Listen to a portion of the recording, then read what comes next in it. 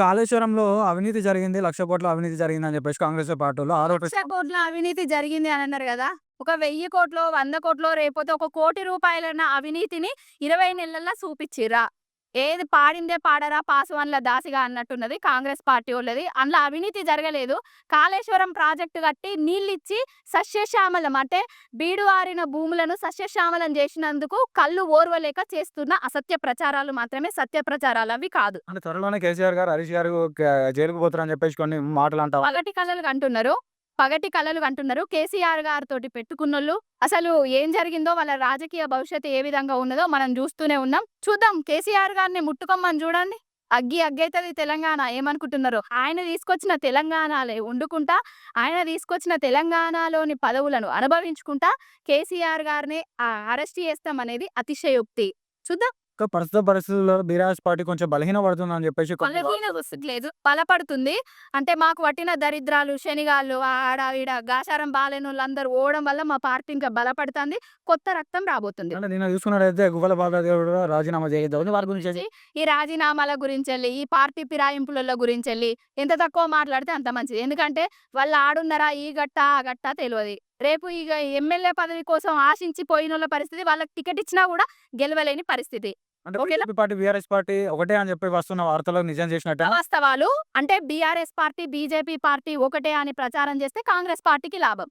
Congress party, BRS party ఇట్లా అని చెప్తే బీజేపీకి లాభం. ఇప్పుడేందంటే 2 కలిసి ఆడుతున్న నాటకాల్లో పావుగా మమ్మల్ని చూద్దామని చూస్తున్నారు. కానీ బీఆర్ఎస్ పార్టీ ఏ పార్టీలో విలీనం గాదు. మా పార్టీ నచ్చి మా పార్టీలోనే బీజేపీనున్నును కాంగ్రెస్ పార్టీని విలీనం చేస్తారు కావచ్చు. 2 జాతీయ పార్టీలు తెలవదు ఆ విషయం. అన్న కాళేశ్వరం ప్రాజెక్ట్ మీద అంటే అది 1,00,00,000,00,000 అవినీతి జరిగిందని చెప్పేసి కాంగ్రెస్ పార్టీ ఆరోపిస్తుందన్న. దీనికి ఏం చెప్తారు? మొట్టమొదలు ఈ ప్రాజెక్ట్ పైన తెలియాల్సిందేందంటే, ఈ ప్రాజెక్ట్‌కి ఖర్చు చేసిన అమౌంట్ ఎంతో తెలవాలి. ఎందుకు అంటే, ఈ ప్రాజెక్ట్‌కి ఇప్పటివరకు ఖర్చు చేసింది రూ. 94,000,00,00,000. 94,000,00,00,000 ఖర్చు జరిగితే 1,00,00,000 అవినీతి ఎట్లా జరుగుతుంది? ఇప్పుడు ప్రెజెంట్ దీని మొత్తం టోటల్ బడ్జెట్ ప్రాజెక్ట్ కంప్లీట్ అయితే 1,30,000,00,00,000 ఇప్పటివరకైన ఖర్చు 94,000,00,00,000. 1,00,00,000 రూపాయల అవినీతి జరిగిందనేటువంటిది అసత్య ప్రచారం తప్ప దాంట్లో వాస్తవానికి తావులేదు. రకమైన ప్రాజెక్ట్‌ను నిర్మించారు బీఆర్ఎస్ పార్టీ అని చెప్పేసి మాట్లాడారు. అంటే గతంలో కాంగ్రెస్ పార్టీ నిర్మించిన ప్రాజెక్టులు బలంగా ఉన్నా కూడా అంటే మొన్న నిర్మించినటువంటి కాళేశ్వరం ప్రాజెక్ట్ కుంగిపోవడం ఏందని చెప్పి మాట్లాడుతూ దీనికి ఏం చెప్పారు? ప్రాజెక్ట్ అంటే ఒక మేడిగడ్డ కాదు, 3 బ్యారేజులు, 15 రిజర్వాయర్లు, 21 పంప్ హౌజులు, 250 టన్నల్లు, 1,500 కిలోమీటర్ల కెనాల్స్, ఇంట్లా చాలా పెద్ద ప్రాజెక్ట్ అది. ఈ దేశంలో రీసెంట్‌గా గుజరాత్ సంఘటన గాని, పోలవరం 3 సార్లు కూలిపోయినటువంటి సందర్భం గాని, ఈ దేశంలో ఇదొక్కటే కాదు. మొన్నటికి మొన్న ఈ రాష్ట్ర ప్రభుత్వం అధికారంలోకి వచ్చిన తర్వాత మీకు శ్రీశైలం లెఫ్ట్ బ్యాంక్ కెనాల్ 6 శవాలు ఈ రోజు వరకు బయటకి రాలే. మరి లెఫ్ట్ బ్యాంక్ కెనాల్ ఎందుకు కూలిపోయింది? వీళ్ళంతా జాగ్రత్త వహించాల్సినటువంటి తెలికలోలే కదా. లోపాలు అనేటువంటివి ఎక్కడో ఒకటి జరుగుతది. చాలా పెద్ద ప్రాజెక్ట్ కదా. అంత పెద్ద ప్రాజెక్ట్ నిర్మాణంలో 3 బ్యారేజీలుంటే ఒక బ్యారేజీలో 76 పిల్లర్లలో 2 పిల్లర్లు కుంగినాయి. దాన్ని సవరించుకోవచ్చని చెప్పినాం కదా.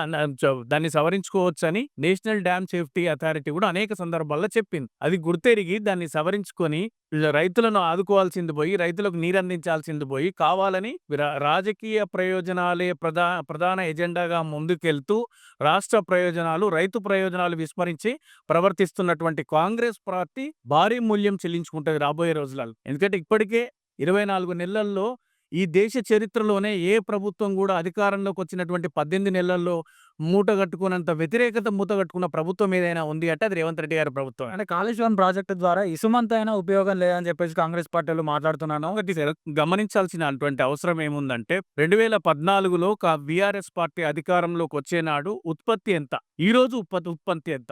1,00,000 మెట్రిక్ టన్నులని మాట్లాడుకుంటున్నాం ఈ రోజు. మరి 2014లో ఎంత? 50,000 సుమారుగా. అంటే 3 రెట్లు. 15 ఈ రోజు ఉన్నటువంటి ఉత్పత్తికి 2014లో ఉన్న ఉత్పత్తికి 3 రెట్లు అధికంగా వచ్చింది. దేనివల్ల వచ్చింది? కారణం ఏమిటి? 18,27,500 ఆయకట్టు స్థిరీకరణ జరిగింది కాళేశ్వరం వల్ల. ఇది అధికారిక లెక్కలు. కాళేశ్వరం ప్రాజెక్టు ఓన్లీ కల్వకుంట్ల వారి ఫామ్ హౌస్ వరకే నీళ్ళు అందించారు తప్ప తెలంగాణ ప్రజానీకానికి నీళ్ళు అందలేదని చెప్పేసి మాట్లాడారు కాంగ్రెస్. దీనికి ఏం చెప్తారు? ఉమ్మడి కొత్తగా ఏర్పడిన 33 జిల్లాలలో కనీసం 13 జిల్లాలకు హైదరాబాద్కు గోదావరి జలాలు తీసుకొచ్చినటువంటి పరిస్థితిలో కావచ్చు, లేకపోతే ఉమ్మడి జిల్లా 13 జిల్లాలకు అంటే నల్గొండ జిల్లా తుంగతుర్తి కావచ్చు, సిరిసిల్ల కావచ్చు, లేకపోతే సిద్దిపేట కావచ్చు, ఇట్లా అనేక జిల్లాలకు నీరు అందించినటువంటి పరిస్థితి ఉంది. ఇది కల్వకుంట్ల ఫామ్ హౌస్ కోసమే అనేటువంటిది. అంటే కల్వకుంట్ల ఫామ్ హౌస్ కూడా మెదక్ జిల్లాలోనే ఉందిగా. దానికి కూడా నీరు అందినంత మాత్రాన దాన్ని తప్పుగా అంటే తప్పుడు ప్రచారం చేయడానికి వాళ్ళు తీసుకున్నటువంటి అస్త్రాలుగా మనం చూడాలి వాటిని. త్వరలోనే కేసీఆర్ గారు, హరీష్ రావు గారు జైలుకు పోతారని చెప్పేసి కాంగ్రెస్ వాళ్ళు అంటున్నారు. మరి దీని కాంగ్రెస్ పార్టీ చాలా తెలివిగా దీన్ని ప్రచారం చేసేటువంటి పనిలో ఉంది. నిజంగా గనుక వాళ్ళు నిజంగా గనుక అరెస్ట్ చేయగలిగితే 630 పేజీల సుమారు 650 పేజీల పీసీ ఘోష్ కమిషన్ ఇచ్చిన నివేదికలో 60 పేజీల సారాంశంలో నిన్న కేబినెట్ కమిటీ సమావేశం నిర్వహించి పాత్రికేయుల సమావేశం నిర్వహించిన తర్వాత ఏ చర్యలు చేపడతారు అంటే మళ్ళీ అసెంబ్లీలో ప్రవేశపెడతాము అని చెప్తున్నారు. అంటే దీన్ని విస్తృతంగా దీనిపైన చెడు ప్రచారం చేయడానికే ప్రయత్నాలు జరుగుతున్నాయి తప్ప ఏ విధమైనటువంటి చర్యలు గాని లేకపోతే తప్పు జరిగితే చర్యలుంటాయి. ఇంతకుముందు ఒక గంట సేపు దీనిపైన పవర్ పాయింట్ ప్రెజెంటేషన్ ఇచ్చినటువంటి హరీష్ రావు గారు ప్రతి ప్రశ్నకు అంటే వారు నిన్నటి పాత్రికేయ సమావేశంలో వాళ్ళు చెప్పింది ఏంటి అంటే ముఖ్యమంత్రి గారు గాని, ఉత్తమ్ కుమార్ రెడ్డి గారు గాని చెప్పింది ఏంటి అంటే దీనికి కేబినెట్ అనుమతులు లేవు, లేకపోతే ఆర్థిక అనుమతులు లేవు, లేకపోతే తమ్మిడిహట్టు దగ్గర తీసుకోవాల్సినటువంటి ప్రాజెక్ట్‌ని మేడిగడ్డకు ఏ విధమైనటువంటి ముందస్తు అనుమతులు లేకుండా, ఏ విధమైనటువంటి కేబినెట్ తీర్మానాలు లేకుండా కేసీఆర్ గారు ఒక్కరే తన సొంత నిర్ణయాలతోని తీసుకున్నారని మాట్లాడారు. కాబట్టి దీనికి అన్ని సెంట్రల్ వాటర్ కమిషన్ దగ్గర నుంచి, పర్యావరణ అనుమతుల దగ్గర నుంచి కేంద్ర ప్రభుత్వం ఇవ్వాల్సినటువంటి 10 సంస్థల అనుమతులు తీసుకొని కేబినెట్ తీర్మానాలు చేసి మనం ఏర్పాటు చేసినటువంటి నిపుణుల కమిటీ అనుమతులతోనే ఈ పూర్తి ప్రాజెక్టు నిర్మాణం జరిగిందనేటువంటిది అఫీషియల్ డాక్యుమెంట్స్ తోని ప్రెజెంట్ చేశారు. ఇంతకంటే ఇంకా ఏం చెప్తారు ప్రతి మనిషి. ఇంకో విషయం చెప్పింది. నిజంగా ఇది అసెంబ్లీ లోపల గనక చర్చ జరిగినప్పుడు ఇంకా ఇంతకంటే మోర్ డీటెయిల్డ్ డాక్యుమెంట్ ప్రెజెంట్ చేసి డెఫినెట్‌గా ప్రభుత్వానికి అన్ని ఆధారాలు ఇచ్చేటువంటి ప్రయత్నం చేస్తామని చెప్తూ. అంటే ప్రస్తుత పరిస్థితుల్లో చూసుకున్నట్టయితే బీఆర్ఎస్ పార్టీ కొంచెం బలహీనపడుతుందనే వార్తలు వినిపిస్తా ఉన్నాయన్న. ఇది నిజమే అంట? బీఆర్ఎస్ పార్టీ బలహీనపడుతుంది అంటే ఎవరు ఈ రాష్ట్రంలో ప్రతిపక్ష పాత్ర పోషిస్తుందనేది ఒకటి ఆలోచించాలి మనం. అంటే సింపుల్ లాజిక్. కాంగ్రెస్ పార్టీ అధికారంలో ఉంటే కాంగ్రెస్ పార్టీ కోసం కాంగ్రెస్ పార్టీకి ఒక నిర్మాణాత్మకమైనటువంటి ప్రతిపక్షంగా వ్యవహరిస్తుంది అంటూ ఎవరు అంటే అది ఒక బీఆర్ఎస్ మాత్రమే. బీఆర్ఎస్‌కు 38 స్థానాలు ఇచ్చింది ప్రజలు. 38 స్థానాలు ఇచ్చి అపోజిషన్‌గా మనం అపోజిషన్ స్థానాన్ని కట్టబెడితే బీఆర్ఎస్ బలహీనపడిందంటే ఇంక దాంట్లో ఇంకేమైనా ఉందా? అంటే ఉమ్మడి మహబూబ్ నగర్ జిల్లాకు సంబంధించిన 5 ముఖ్య నేతలు అంటే పార్టీ మారబోతున్నారంటూ కొంచెం ప్రచారం జరుగుతుందన్న. దీనికి ఏం చెప్తారు? పార్టీ మారినంత మాత్రాన ఒకరు మారినంత ఇది ఒక బిగ్ ప్లాట్‌ఫార్మ్. వచ్చేటోళ్ళు వస్తూనే ఉంటారు, పోయేటోళ్ళు పోతూనే ఉంటారు. ఒకరు వచ్చినంత మాత్రాన ఈ ప్లాట్‌ఫార్మ్ పెరగదు, లేకపోతే ఇంకొకరు వెళ్ళిపోతే తగ్గిపోదు. అవి నడుస్తూనే ఉంటాయి. వాటిని పెద్ద సీరియస్‌గా తీసుకోవాల్సిన అవసరం లేదు. అచ్చంపేట నియోజకవర్గానికి చెందిన 2 సార్లు ఎమ్మెల్యే గెలిచినటువంటి గువ్వల బాలరాజు గారు పార్టీకి రాజీనామా చేయడం జరిగింది కదన్న. దేనికి చెప్తావు? వారు ఏ విధమైనటువంటి అసంతృప్తిలో ఉన్నారో మళ్ళీ నాకు సీట్ వస్తదో రాదని, లేకపోతే నేను మళ్ళీ సీట్ వచ్చినా నెగ్గనని ఆయనకున్న ఇంటెలిజెన్స్ రిపోర్ట్ ఏముందో కాబట్టి వెళ్ళిపోతున్నారు. వాటిని పెద్దగా తీసుకొని మనం భూతద్దంలో పెట్టి చూడాల్సిన అవసరం లేదు.